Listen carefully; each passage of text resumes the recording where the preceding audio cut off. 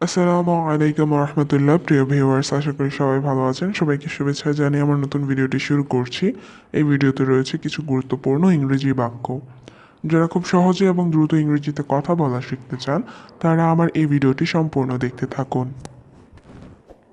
তুমি এখন কোথায়? এই বাক্যটির ইংরেজি অর্থ হচ্ছে হোয়ার আর ইউ নাও। এখানে হোয়ার অর্থ কোথায়, ইউ অর্থ তুমি, নাও অর্থ এখন। হোয়ার আর ইউ নাও? তুমি এখন কোথায়? আমি বাড়িতে আছি। এই বাক্যটির ইংরেজি অর্থ হচ্ছে আই অ্যাম অ্যাট হোম। এখানে আই অর্থ আমি, হোম অর্থ বাড়ি, অ্যাট হোম অর্থ বাড়িতে। আই অ্যাম অ্যাট হোম, আমি বাড়িতে আছি। আমি তোমার বাড়ি আসছি। এই বাক্যটির ইংরেজি অর্থ হচ্ছে I am coming to your house. এখানে আই অ্যাম অর্থ আমি, কামিং অর্থ আসছি, ইউর অর্থ তোমার, হাউস অর্থ বাড়ি। I am coming to your house, আমি তোমার বাড়ি আসছি। তুমি আসছো এখন? এই বাক্যটির ইংরেজি অর্থ হচ্ছে আর ইউ কামিং নাও।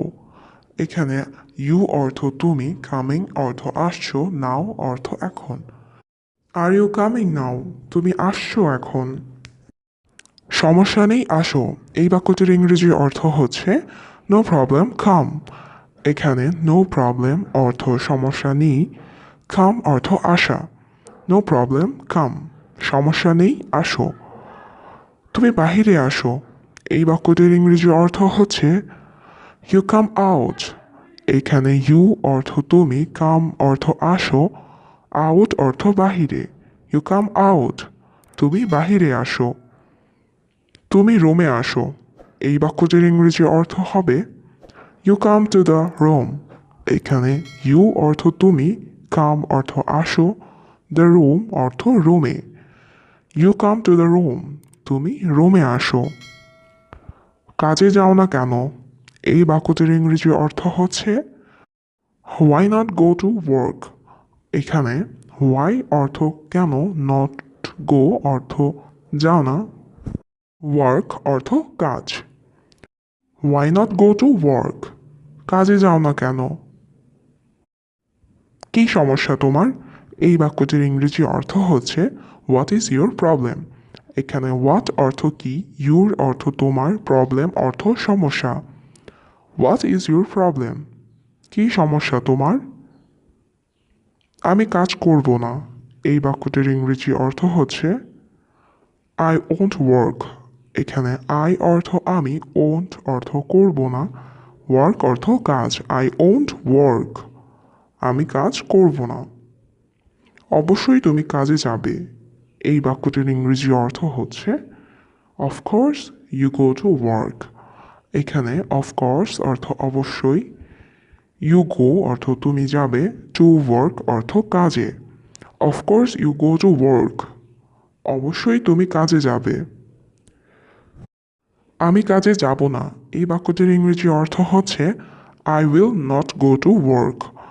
এখানে আই অর্থ আমি, নট অর্থ না, গো অর্থ যাওয়া, টু ওয়ার্ক অর্থ কাজে। I will not go to work, আমি কাজে যাব না। তুমি ভালো না। এই বাক্যটির ইংরেজি অর্থ হচ্ছে you are not good.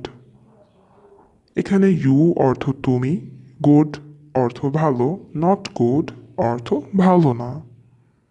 You are not good, তুমি ভালো না। টাকা নাই, বেতন নাই। এই বাক্যটির ইংরেজি অর্থ হচ্ছে no money, no salary.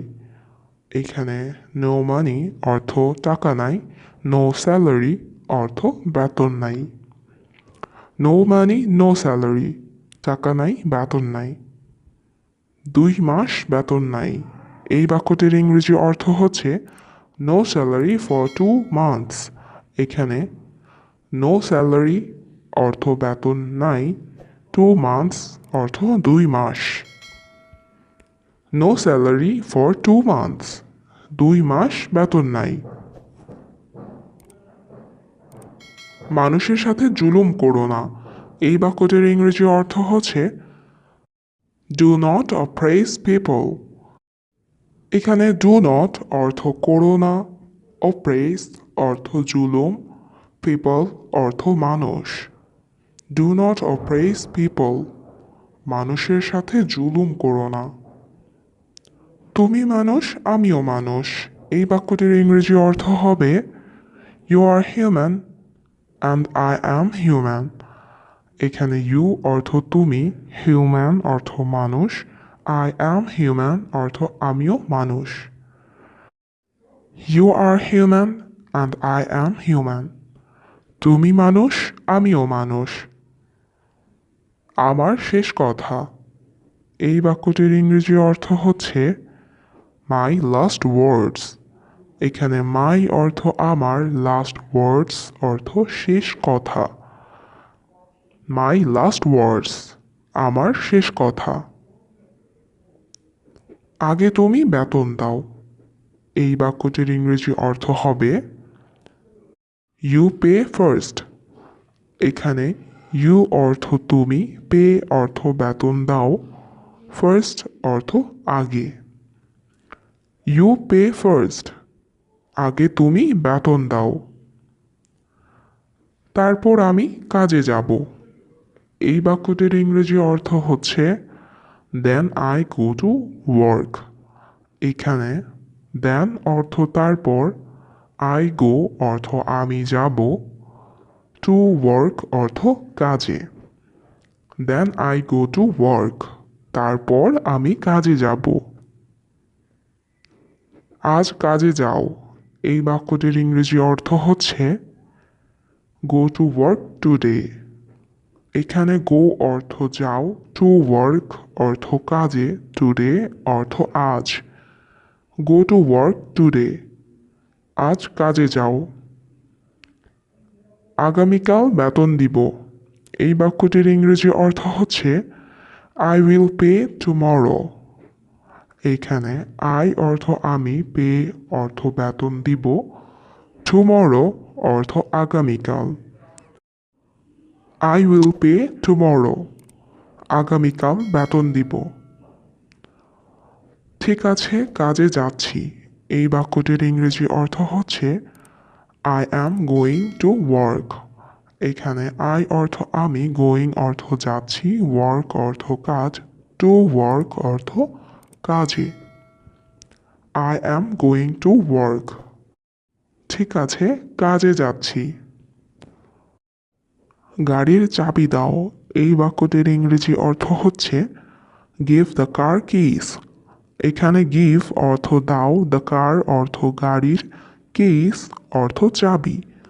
Give the car kiss, গাড়ির চাবি দাও।